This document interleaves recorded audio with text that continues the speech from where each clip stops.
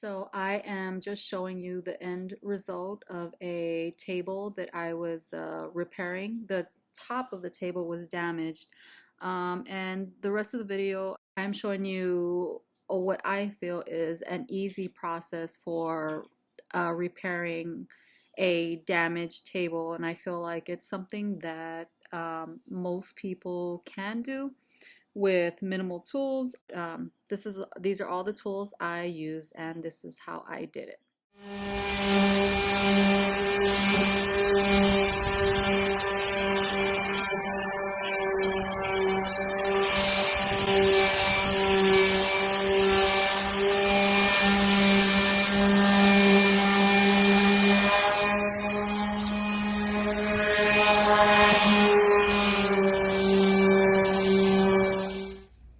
So here I am just applying a generous coat of wood stain. The amount of stain or how many coats you put on your tabletop is totally up to you. I only used one coat. I applied it, I let it sit for maybe about 10 minutes, and then I turned around and I wiped it right off with a cloth. I used at the end there, I used a little bit a paper towel also, but make sure you do a good job of wiping it off. You want to make sure that you're doing when you're wiping it off is that you're also rubbing the stain into the wood at the same time to make sure you're getting a good stain on the wood. So you're wiping, but you're also rubbing it into the wood.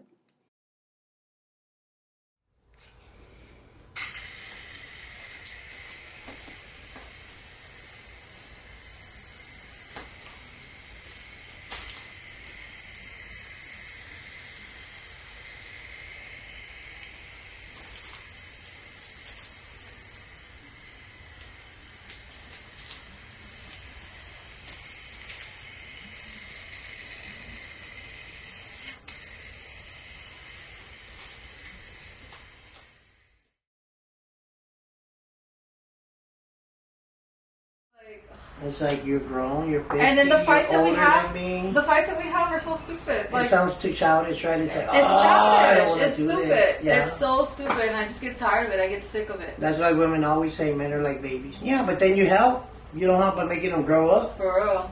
It's not necessary, all this. And he just wants to, honestly, Mom, I just feel like he wants to fight all the time about stuff, about nothing, all the time. And I'm just like... That gives him something to do. I guess. What you think. You think about that, you're like, what's up with the fighting all the time? All the fucking time. Because about the smallest things. He was used to it. For those who have been following on my HL Embroidery Facebook page, you know that I've been working on a sewing table. And what I did was I bought this sewing table on OfferUp for $65. It had a damaged top, but I'm no stranger to repairing damaged furniture. So what I did was I sanded the top. First I sanded it with a 60 grit, which is really rough to get all the paint off. 60 grit coarse sandpaper, and then I followed it up with a 220 grit sandpaper to smooth everything out. And then I did a, sorry if I keep looking out. Then I took some inexpensive wood stain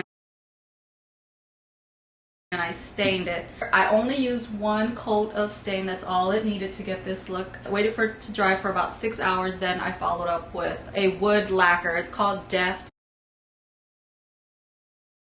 And the kind that I used was a gloss.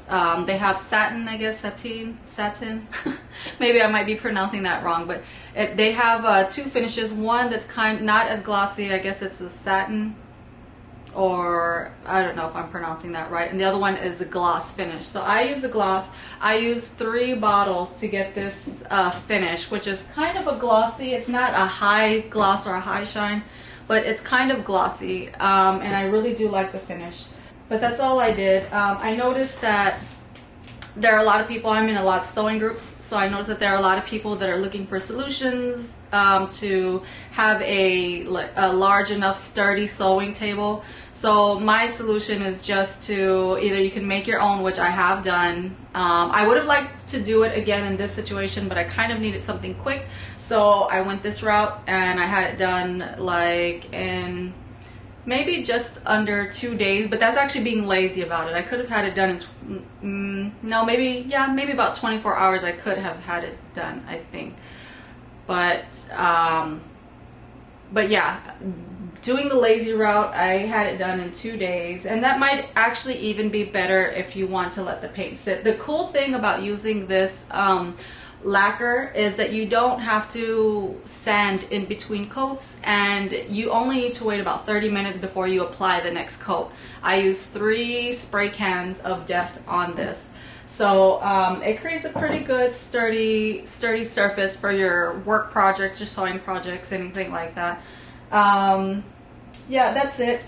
This is going to be my workstation, my sewing station for right now. I'm still switching things around and trying to get my little studio, office, sewing room, whatever you want to call it, set up. Later on, I'll probably add some drawers underneath. I know they sell some at IKEA that are really functional, so I'll probably add some of those so I can have more storage here.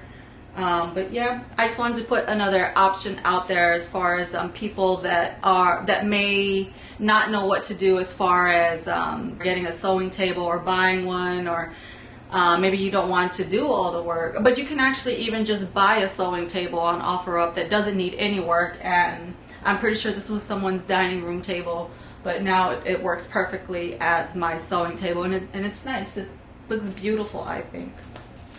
Alright, that's it. I hope you enjoyed this video. If you liked it, please give me a thumbs up and don't forget to subscribe. Thank you.